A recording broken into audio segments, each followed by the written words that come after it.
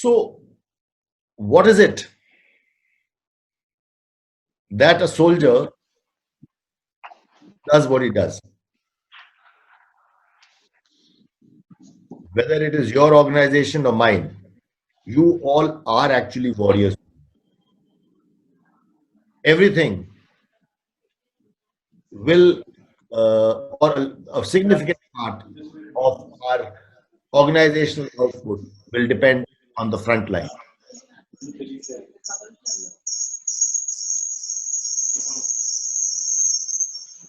I am pausing because somebody is, okay, there is some disturbance. Frontline empowerment is a very important factor for any organization's outcome. Your frontline in healthcare consists of doctors, nurses, technicians, lab assistants, medical reps. I may not be able to come up with more names. That's my ignorance. But my frontline consists of soldiers. How do we engage with the frontline? You use the word employee engagement. We don't use employee engagement because we think so. We call the soldier not as an employee, and I'm sure you understand why. Because this is a way of life, not a job. But the essence remains the same. Let me give you an example. If on the snow-covered glacial mountains, when icy winds are blowing up a snowstorm and temperatures in the minus of 30, 35 degrees centigrade, because of lack of oxygen, human beings are short of breath. In such conditions, after a long and arduous march, if we reach our objective is an enemy post that we have to capture, braving through snow and snowstorm. After reaching such a place, when we ask for volunteers to lead the attack, what is the meaning of volunteers to lead? Everyone is at risk. But amongst the 2 or 3 that will lead, the chances of taking a direct hit of an enemy bullet or blowing up your foot or a leg in the minefield is very high, almost certain. And yet, ladies and gentlemen, we have more volunteers to lead the attack than we need. That's always the case. Why does it happen? Why does a soldier do what he does? Why does he want to put himself in harm's way? He does that because in the army, we nurture a great sense of belonging, a sense of ownership.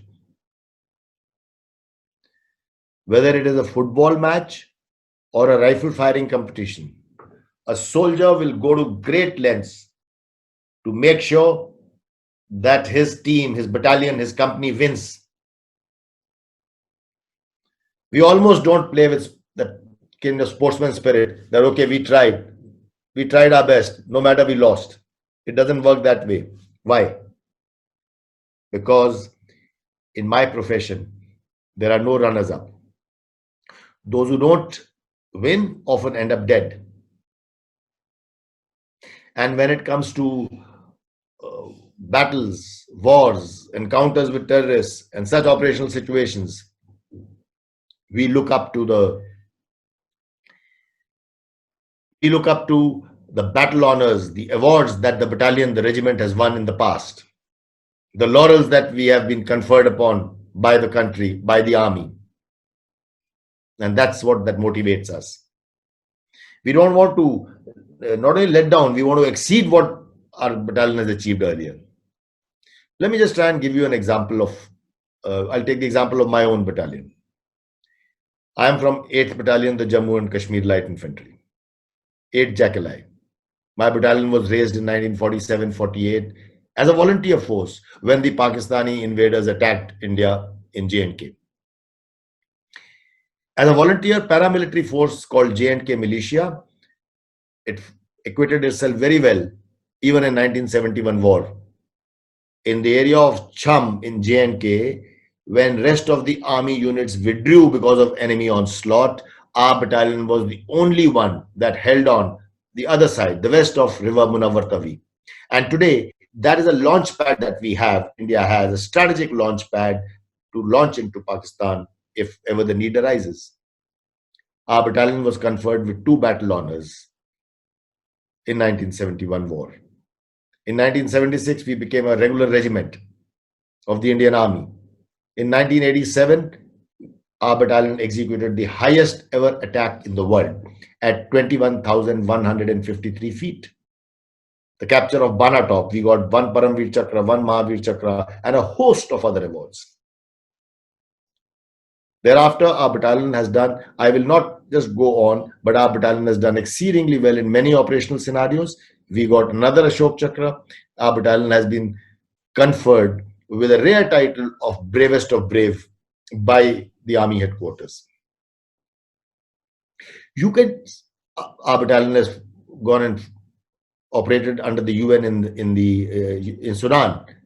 In Rashtrapati Bhavan, we were the President's guards for 3 years. And today my battalion is back on the line of control in J&K. You can see the kind of amount of pride I take in talking about my battalion. And that is just one battalion. We have around 400 of them. Every battalion has something to talk about. Everyone is so fired up about his own battalion. We live in our battalions more than we live with our families after we join the army. Sorry. That is the sense of belonging I'm talking about. A sense of belonging is very important. And for us, like I said, it's a way of life. Excuse me.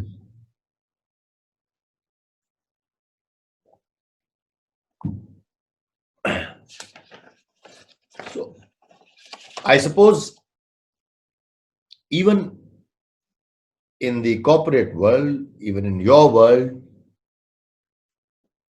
you must not underestimate the value of company history, the success stories, the motto and the logo, because with that, you will be able to nurture a sense of belonging.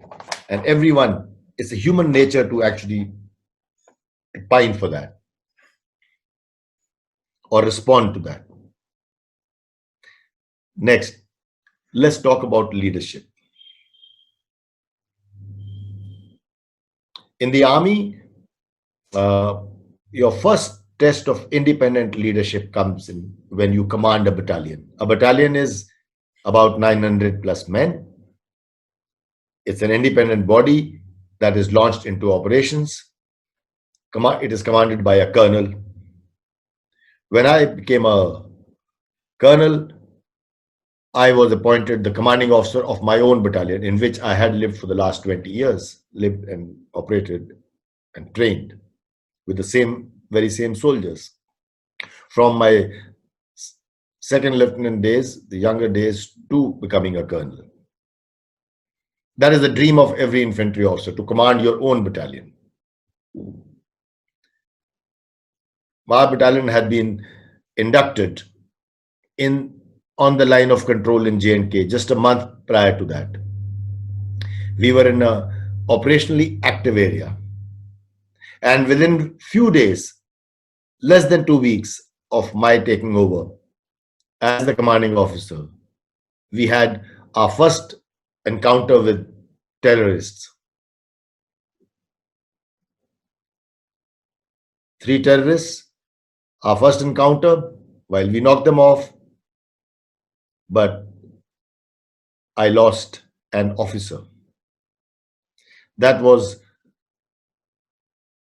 such a sad day for the whole battalion. The battalion, there was the air of gloom in the battalion. In our first battle with the terrorists in that tenure, we lost an officer. And Major Rohit Sharma, who made the supreme sacrifice, was a very popular and a very brave officer. The morale of the battalion was low. Even I could not sleep that night. Somewhere before the dawn, it struck me that my soldiers are looking up to me for leadership. How can I feel despondent? So next day, I collected all my soldiers at the base and I spoke to them. And this is what I said. Yesterday, we lost a brave young officer who took a bullet in his chest while leading from the front. But his death was not in vain. He was a hero. Because of his darting across, killing the militants, in the bargain, taking the direct hit of their bullets, he made sure that no other soldier was harmed. He made sure that no other civilian in that cluster of huts was harmed. And all the three terrorists were knocked out.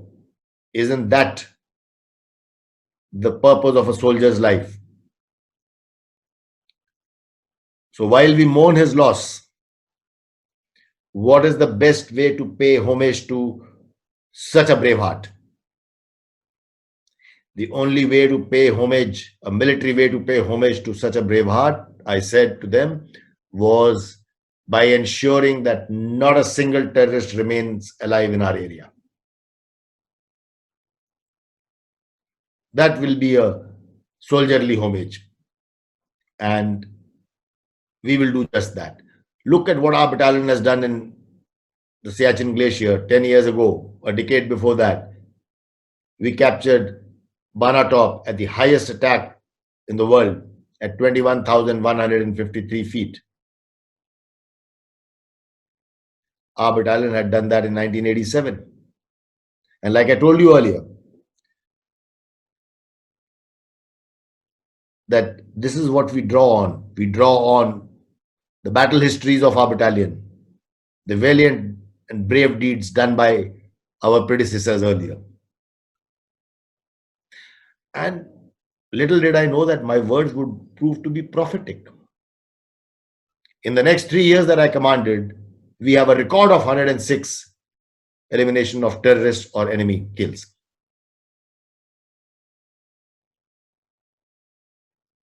Looking back now, I see more clearly how we did what we did. How did it come about?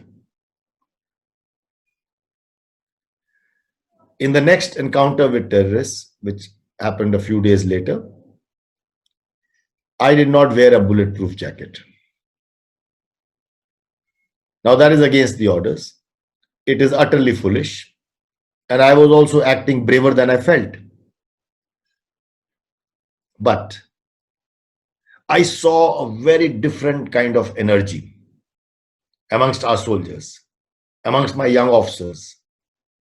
They all wanted to be ahead because when they saw the commanding officer in the lead, moving right ahead, but risking himself by not wearing a bulletproof jacket, they wanted to make sure that no harm falls. That set up such a positive spiral of bravery, and then there was no looking back thereafter. For the next 3 years, I had to actually curb their enthusiasm. Otherwise, everyone was wanting to be foolhardy, more foolhardy than brave,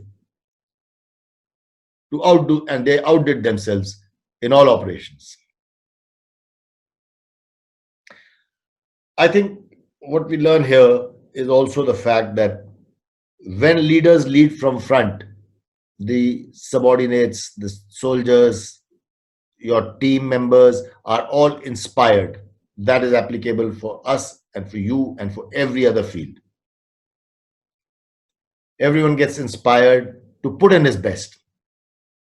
These things go beyond the money and the pay grade. It is human nature.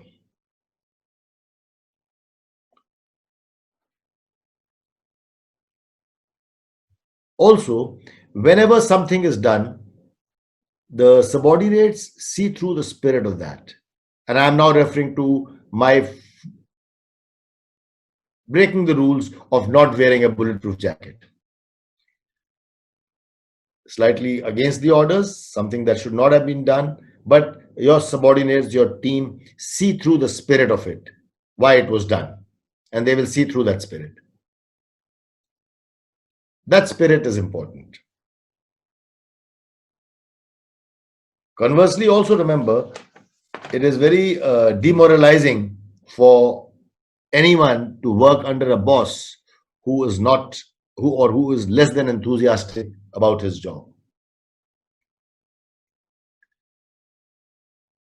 Next, I would like to talk about how we were arranged on the line of control to bring out uh, in the team building how it is important to place the right man at the right place for the right job. The line of control is a border in a mountainous area, snow-covered areas in winters, and the terrain is very harsh. There are, when you say line of control, so we have to actually sit on mountain peaks so that we can dominate area for a few kilometers on all sides. How do you sit there? So you make small bunkers, fortified concrete capsules from inside which you can fire at the enemy, and yet you can be protected from enemy bullets and artillery shells. A group of such bunkers on a mountain peak is called a post. So we have posts at various heights. Similarly, Pakistan also had similar posts on the other side, and we dominate the valleys, the streams, the jungles in between. But it is these streams and jungles through which Pakistan sends its infiltrators, sends in terrorists who infiltrate using the terrain and weather. We don't have terrorists to send in, so we have to have a counter infiltration grid to stop and block them. On all these posts, we are supposed to deploy one platoon here. Platoon is part of a company, company is part of a battalion. So let's say a platoon is 30 men. 30 men have to be deployed on a post. The next platoon will be a company, it may be 100 men. So depending on the importance and the distance, you deploy a certain number of men. What we did is I changed the organization, I tweaked the organization, did not go by a set piece organization. Why? We needed more experienced soldiers on the posts. And we needed fitter, younger people who would walk up and down those nalas, those streams, those jungles and mountains between the posts to block the infiltrators. Sometimes to follow the infiltrators and not give up till they catch up with them and eliminate them. We need fitter people. So I tweaked the organization to have younger officers commanding younger soldiers into smaller groups, and the more experience, also perhaps a little more in age, those soldiers on the posts.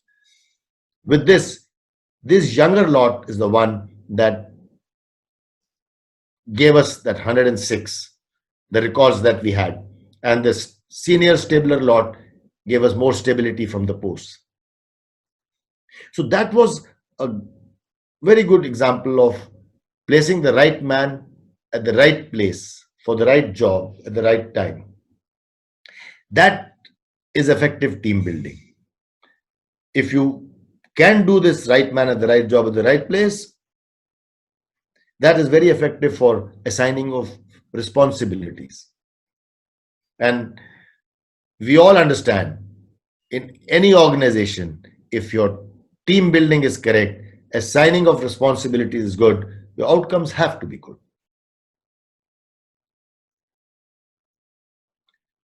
Next, let me talk about trust. Trust is a big thing between the leaders and the led.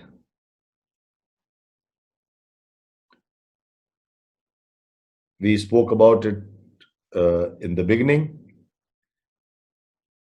And I mentioned to you that it is 4 years to date. When Uri happened, I was the co-commander.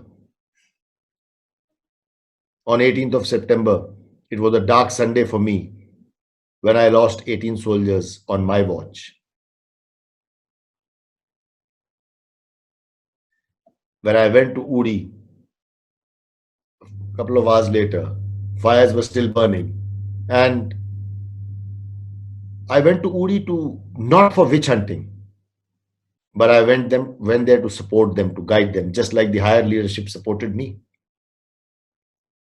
You don't kick a man when he's down. You need They needed support, and that's what we did. But we decided to turn this pain into an opportunity. The whole country was outraged. The nation was incensed at Pakistan-sponsored terrorism. Our leadership was agitated. Our soldiers wanted revenge, and we decided to use this moment. The defense minister landed up that very day. The army chief was in my office. So was the defense minister. And when they asked, we said, we put forward a bold plan. The leadership was strong enough to take it. And in next 10 days, because of their agreeing to a bold plan, giving us a free hand, and we decided that no longer will we keep taking hits. We decided to strike across and cause them the same hurt, the same pain. And 10 days later, on 28th September 2016, surgical strikes happened. It was completed and announced on the 29th morning. India as a country shed the soft nation tag, and it has set the stage for all other things that I mentioned earlier. It all begins with trust. Sometimes you have to take it on the chin for your team and look for opportunities. In every upset, there will be upsets, there will be failures. But instead of witch hunting all the time, instead of blame game, look for opportunities. Don't see how many times you fall. See how you can pick yourself up again and again. For that, you need passion. You have to have passion in whatever you do. When I was promoted to a Major General, that was about 8 years ago. Yes, 8 years ago. I was hoping to command a division. A Major General commands a division in Jammu and Kashmir because of my experience in counter-terrorism. It was widely expected that I'll go there. But I was picked up to raise a counter-terrorism force in Northeast. That too in Assam Rifles, a paramilitary force. Now, precisely because of my experience, I was picked up to do that. Initially, I was very disappointed. I didn't want to go to a paramilitary force. But then I thought to myself, how many people would get a chance to start a new body, to start a new structure, to set up the processes from A to Z? Because when I went there wasn't a single table, there wasn't a single computer. I went into a bare room. In fact, there was no room. And we started something new. That was a big challenge. Exciting too. I raised it and I commanded it for a little under 2 years. By the end of the 1.5 to 2 years that I did, we already had 6 gallantry awards and 2 unit citations. Now, that was an astounding result for a new fledgling force. How did it happen? When I landed up there, I had a great team. God has been kind to me. And we got everyone fired up that we will be known as the founding fathers of this organization. The foundation that we lay will have its effects for years and years. So we must do our job well. We got everyone fired up on that score. I left everyone to start raising the structures, and I started visiting the outposts where our soldiers were deployed. And anyone who's been to the Northeast, worked or stayed there, would know that in the Northeast there are very remote places where our soldiers were deployed. In those remote places, I would go and not be content on listening to the briefing by the commanding officer or the company commander or the officers alone. I would go to the back rooms. I would talk to the drivers, the workshop mechanics, the cooks in the kitchen who make khana for all the soldiers, and got everyone fired up about the fact that everyone's contribution matters, especially the backroom boys who don't come in the front. Only their support, because of their support, the soldiers can work well in the field. No general, no senior officer had ever visited them, let alone acknowledge their contribution. So it stoked up a positive spiral of wanting to contribute and wanting to do well. When we were just about settled, I invited my corps commander, my boss, to come and visit us. He said, no, this has just been 2.5, 3 months. You take more time, settle down, and then I'll visit you later. I said, no, sir, I want you to come now. And when he visited our headquarters, some of our establishments, he said, I can't believe that this is a force that has just started 3 months ago. This is every procedure and everything is set, and you're moving around. Your work is moving efficiently. So I singled out a few people and requested him to award them, because they're the ones who had done better job than the others. I requested him for his commendation awards. Then, when our first encounter took place in one of the units, we killed some Naga terrorists, and we got some gallantry awards fast track for them. My force, their enthusiasm knew no bounds. Such a fledgling force getting awards, that positive cycle of the positive energy that was being generated from the ground, the positive energy that was being generated from the top, it created a very positive spiral where everyone wanted to be seen to be contributing to the cause. I think in whatever is your context, in every organization, it is very important to stoke up a passion. Passion for what you do is very important. I'm looking at the clock there. So I think I am before I get out of time, let me talk about, in the end, let me talk a bit about the ecosystem that we have. In the army, we not only talk to soldiers, but we also talk about the entire ecosystem, the social support, the families of the soldiers. That is very important. Even if the families of a soldier are living in their villages, in their hometowns, and not in the cantonments, yet we take care of them. In fact, whenever a soldier makes a sacrifice in operations, we make sure that we continue to be in touch. Money is not so much of a concern. The void in their lives cannot be filled up. But money is not a concern, because a soldier today is compensated. His family is compensated well. In fact, there is a morbid joke that goes around amongst us saying that a dead soldier is worth more than a living one. But seriously speaking, it's not only about the money. We continue to stay in touch with the family, to monitor their children's education till at least one of the son gets employed when he grows of age, and thereafter too. That kind of ecosystem we support, and that is what helps the soldier.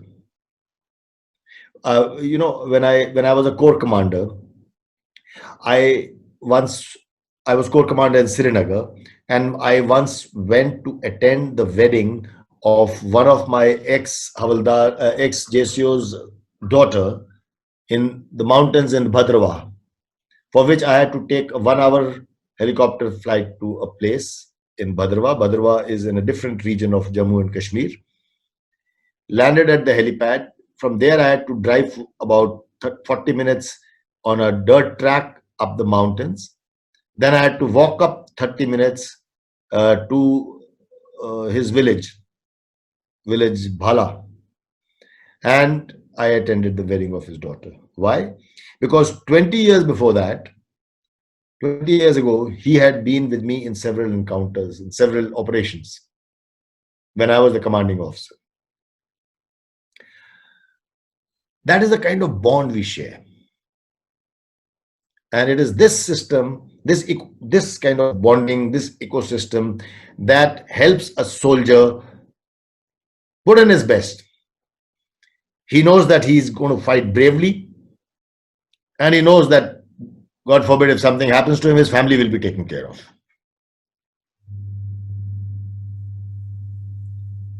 That is something that even the corporate world can look at. I know it's not possible for you to get into the family or eco sports system in the comprehensive manner that the military does, but in every small way, any small way, if you get more involved with your employees, just a word of compassion.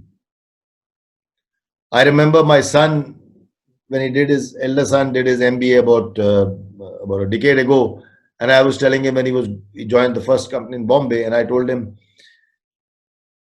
use what you've seen in the army. When you go up and down in your office, someday just put your hands on the shoulder of your liftman and ask him about his family. Talk to other people as people, give them a due respect, and you will see that your team will work well. Today, as I see you all, now I am referring to the healthcare, segment. You all are doctors, nurses, technicians, even HR perhaps, who are HR is also related to healthcare. Today, more than ever before, you see how you all are the corona warriors. You all are helping put this pandemic behind us. I remember there is a base hospital in Badami Bagh cantonment, the Srinagar, and I call it the best hospital in India. It has a life of its own. It has to live up to an incredible motto, and that motto has been given to it not by the hospital. It is not a marketing jargon. The soldiers in the valley have given it the motto. And that is, if you reach here alive, you will live. So whether it's a grenade shot on the line of control or an avalanche casualty from the glacier, everyone then comes down to the base hospital. And the feeling is that if you reach here alive, you will live. Because getting evacuated by a helicopter in time is the key. Reaching here before you lost more blood or blood pressure or whatever it is in time. And thereafter, everyone feels, and it's a record. They have a very good success rate. When a casualty takes off from a place, and we know that, okay, after 1 hour it land in Srinagar, a hooter is sounded. That hospital, everyone starts walking. It's a hilly place, so everyone just starts taking those small little foot tracks from their barrack or their house, whether it's a doctor or a nurse or the anesthetist or the lab technicians. Everyone starts converging because we know there are so many gunshot wounds, so many grenade injuries, so many weather casualties or whatever. So we know what we are getting in for. And the hospital works without any announcements, without any phone calls. Everybody just lands up. And quite often it has happened that as soon as they leave, we know another encounter started off somewhere else, and we know that 2 hours later there will be casualties and these people will be back again. I have seen that hospital as a corps commander. And I also realize that nowadays there is a lot of talk about how in your field the the medical staff of different levels and grades and specialities, how it would benefit everybody, perhaps if you had some sort of way of living around your place of work. I think my time is up, and all I would like to end with is to say that, like I've always felt that soldiers are selfless in giving in sacrifices for the country as required. Similarly, in today's pandemic, healthcare people, people involved in this, whether they are doctors, technicians, HR vertical, whoever else, I think you all are the warriors of the society. You all will save the humanity. And thank you very much for your services. Jai Hind. Jai Hind, sir. Can we have a shout out all the team members who are present? Can we say it together? On if I request all of you to unmute your mic for a minute, please repeat after me. Jai Hind. Jai Hind. Can we have that once more? Jai Jai Hind. Hind. Jai Hind. Thank you, guys. We have 10 minutes for Q&A. If anyone has any questions, please post it on the chat box. I'll definitely take it forward and discuss here. Any questions that we have from the team members for sir? We would like to thank General Satish sir for his highly inspiring and motivating talk. In fact, I am very honored or privileged because of Colonel Raj, our boss. Second time in our life, and I by the end of his session, I was feeling why I have not joined military. So exciting, right from team building to leadership. To trust and ecosystem, whatnot, complete management lesson. A capsule is given to us in just 45 minutes. Thank you very much for that wonderful session, sir. So kind of you. Thank you. Thank you. Can I respond to that for a bit? Yes, sir. Yes, sir. You said, thank you very much for your very kind and generous compliments. But you said you felt that why you have not joined the army. Okay, let me just respond to that. I have been giving a lot of talks, a lot of youth engagement talks to colleges and schools across the country before the lockdown happened, and after the lockdown, it's on this virtual platform. But it's very good to talk face to face. A number of students have walked up to me and said, we want to join the army. And several have said, like you said, it's my regret that I could not join the army. So to them, I say this, and I would like to say this to you all. I say to them, well, you are welcome. We need young men and women like you to join the army, Army, Navy, Air Force. So you are welcome to join the army, those who want to and those who can. But, and this is what is applicable here, but you don't have to join the army to serve the country. You serve the country by doing what you do in the best possible manner that you can. The growth story of India needs everyone. We need the starters, we need the doctors, we need the engineers, we need the corporate honchos, we need all skill sets and all domains. And that's what matters. Yes, if you want to respect a soldier, your respect for soldier or for soldiering makes you say that, then you can do one more thing. Be a good citizen. I think that encompasses everything. Just be a good citizen. Be a good citizen. Be a citizen worth dying for. Thank you. Sure, sir. Thank you. Thank you once again. So we'll have a couple of quick questions, which we have here. We have a question here from Rama from Pune. How do you keep the bottom line people right at the bottom of the pyramid, or people who are just starting, always motivated and engaged? What is the secret, sir? How would you do that? So like I started off by saying, that when a youngster, we catch them young, firstly. A soldier is recruited when he's 16 and a half years of age, technically. Most of them join when they're 17, certainly. When you catch a young, impressionable mind, and from the very beginning, give him the spirit. When he's playing football, then he, like I told you, for him, football match is do or die. When he goes to a rifle firing or a battle obstacle course competition, it is do or die. It is not just another competition. आज खेलने गए, हार गए, जीत गए, कोई बात नहीं. No, the one team that comes back who doesn't win is hauled over coals. That is the part of spirit. On the other hand, he is taken care of like a family. His elders will teach him, will take care of him. After all, he's a young mind.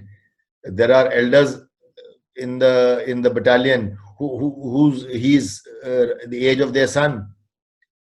Then on the other level or respect, he is taught the battle history and the valor and the bravery of the battalion in the previous wars, previous battles.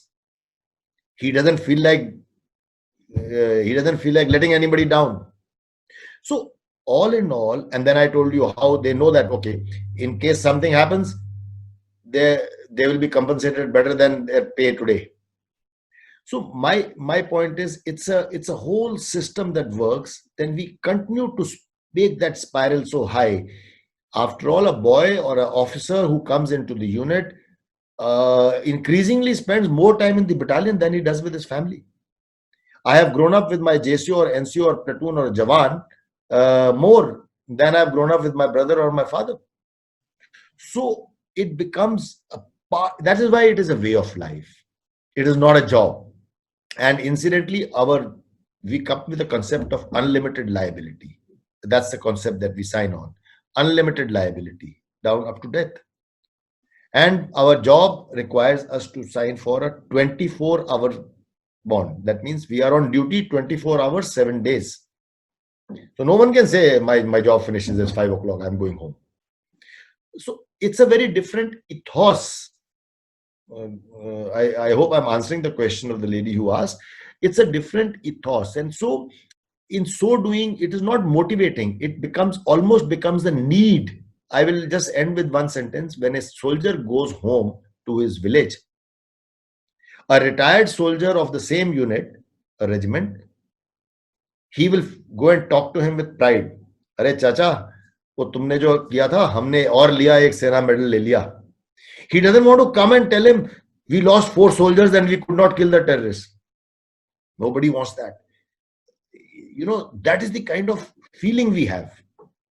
I hope I've been able to convey the sense of what we do. Thank you, sir. A couple more quick questions here, sir. This is from Dr. Rahul Medekar. How does Army manage anxiety, public worry among soldiers in uncertain times? Is Army worried of purposeful COVID infections induced to frontline battalions?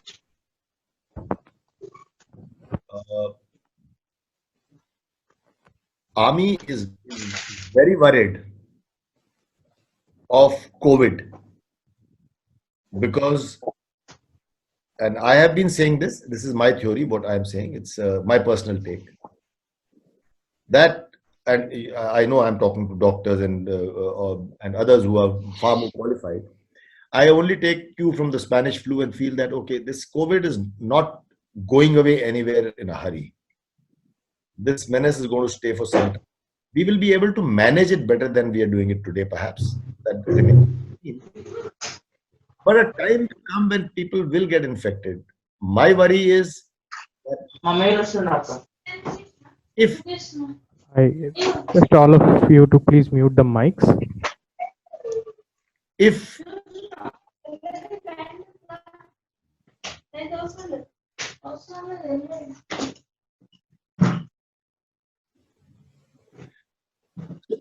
other organs, other verticals, other groups get infected, people who are supposed to help out, Army may be the last resort to help out. Even in this situation, we are already doing some things and setting up improvised hospitals and etc. and things have been done. But it is very important that Army themselves stay healthy. It is possible for us because we lived a little secluded. We live in a disciplined life, and it is possible for us to observe the norms that can keep us comparatively safe from this COVID situation. Because if required, then army will be the last resort to help the country. In terms of an organized body, so I think if army is required to help others, it must stay healthy. So that is one thing that is a cause of concern for us, and that is why army is taking all possible precautions and being rather strict in terms of the norms that need to be observed. Thank you, sir. I have about 3 more minutes. I'll just squeeze in a couple more questions. Sir, there is something that is very talked about right now, which is a question on depression. Sir, how does a soldier combat depression? Do we face such kind of issues, and how do we deal with that? It's a challenge. It's true that it is a very live issue, but let me tell you that firstly, we make his mind very strong. Like I told you, when you become an impressionable mind, and from the very beginning, you condition that mind to various vagaries, whether it is on the weather and temperature and isolation and staying alone on the post, whether it is coping up with pressures of staying away from their family, whether it is coping up, and this is a hard thing to do, coping up with the pressures of having to fire and kill another human being. So these are various things that cause depression, and there are more certainly, but the best way we do it is first is to condition the mind, to train them well. And second, we find a lot of security and comfort in togetherness and huddling together. We live in barracks. Our soldiers live in barracks. They don't have separate rooms. It makes a difference when there are 8 people in a barrack, or whether every man in a room. Even in a bunker, we are living in together. So even at night, people are sleeping and they're talking to each other. That is a very different lifestyle that we lead. So I think all in all, it's just our conditioning, wanting, and the best thing is wanting to stay on top of things.